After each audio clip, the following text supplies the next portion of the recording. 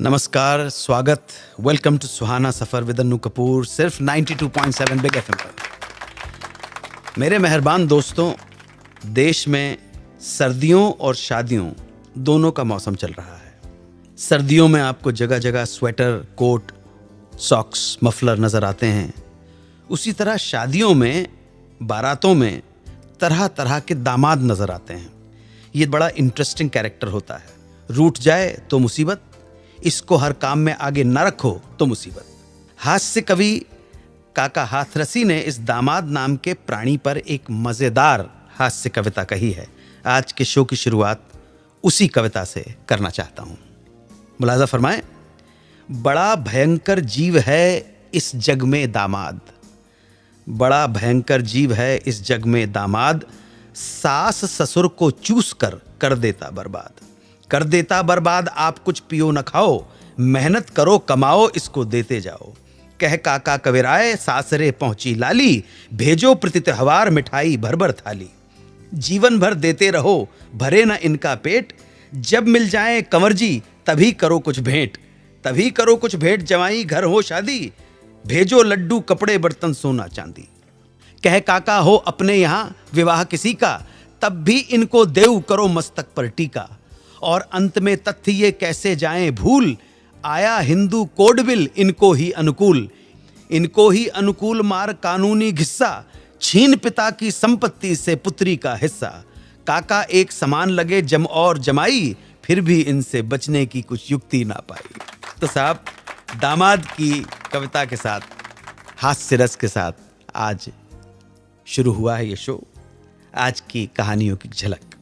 आज एक स्टोरी होगी शबाना आज़मी की। क्यों शबाना आज़मी अपने स्कूल की पेरेंट्स टीचर मीटिंग में अपने पिता की जगह किसी और को ले जाया करती थीं। इसके बाद होगी सायरा बानो की कहानी। बताऊंगा क्यों ले लिया सायरा बानो ने फिल्मों से ब्रेक। तीसरी स्टोरी में बताऊंगा कि वो कौन सी फिल्म थी जिसे करते वक्त गीता बाली इस बात पर बहुत पछताई कि उन्होंने ये फिल्म क्यों की। इन स्टोरीज के अलावा वो सेगमेंट दिल ने फिर याद किया, जिसमें हम आज याद करेंगे म्यूजिक माएस्ट्रो वसंत देसाई को। साथ ही ये भी बताऊंगा कि भारत में प्रदर्शित पहली मोशन पिक्चर कौन सी थी और कब दिखाई गई थी। तो आइए शुरू करते हैं सुहाना सफर, सिर्फ 92.7 बिग एफएम पर। बात शबाना के बचपन की है, जब शबाना स्कूल जाया करती थी।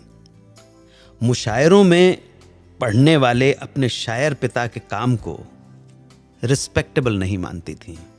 जहां उनकी सभी फ्रेंड्स के पिता वेस्टर्न आउटफिट पहना करते थे और कोई बिजनेस करते थे या फिर कोई ऑफिस जॉब, वहीं शबाना के अब्बू इनसे एकदम अलग थे। कुर्ता पजामा पहनना, हमेशा घर पर रहना। तो जब भी शबाना के दोस्त उनसे पिता के काम के बारे में पूछते तो वो बता दिया करती थी कि उनके फादर बिजनेस करते हैं। इसके अलावा उनके माता पिता अंग्रेजी भी नहीं बोल पाते थे, जबकि स्कूल में साथ पढ़ने वाले दूसरे बच्चों के पेरेंट्स धड़ल्ले से बोलते थे अंग्रेजी। स्कूल में होने वाली मंथली पेरेंट्स टीचर मीटिंग में पेरेंट्स को इंग्लिश में टीचर्स से बात करनी होती थी। चूंकि शबाना के पेरेंट्स को अंग्रेजी बोलनी नहीं आती थी, इसी वजह से शबाना के स्कूल में होने वाली इन मीटिंग्स में सरदार जाफरी की धर्मपत्नी सुल्ताना जाफरी शबाना की मम्मी बनकर जाया करती थी और शबाना के अब्बा के दोस्त मुनीश नारायण उनके पिता के रूप में इस मीटिंग में शिरकत फरमाया करते थे। जब शबाना आज़मी 10वीं क्लास में पहुंची तो एक दिन स्कूल के वाइस प्रिंसिपल ने शबाना को बुलाया और बोले, मैं अभी हाल ही में एक मुशायरे के प्रोग्राम में गया था, वहां मैंने तुम्हारे पिता को भी सुना, मगर आज सुबह पेरेंट्स टीचर्स मीटिंग में आए, तुम्हारे पिता कुछ अलग लग रहे थे। इस सवाल को सुनकर शबाना सकपका गई।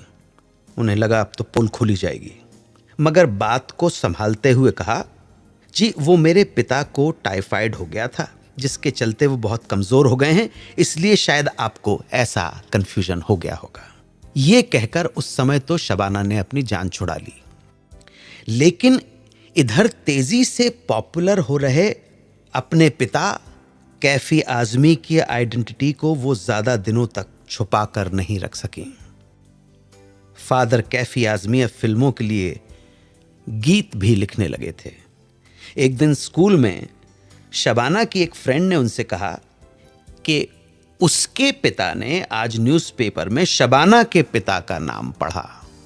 फ्रेंड के चेहरे पर अपने अब्बू के लिए खुशी देखकर पहली बार शबाना को एहसास हुआ कि उनके अब्बा किसी से कम नहीं हैं और उनका प्रोफेशन भी रिस्पेक्टेबल है, जिसके कारण आज उनका नाम अखबार में छपा है। वैसे भी क्लास के सभी 40 बच्चों में वो इकलौती ऐसी लड़की थी जिसके पिता का नाम अखबार में छपा था, और वो भी रिस्पेक्ट, आदर, सम्मान के साथ। शबाना को अपने पिता पर गर्व हुआ और उस दिन से उन्हें समझ आ गया कि उन्हें अपने पिता की पहचान छुपाने की कोई जरूरत नहीं है। 92.7 बिग FM पर आप सुन रहे हैं रेडियो का number 1 show Suhana suffer with Anu Kapoor.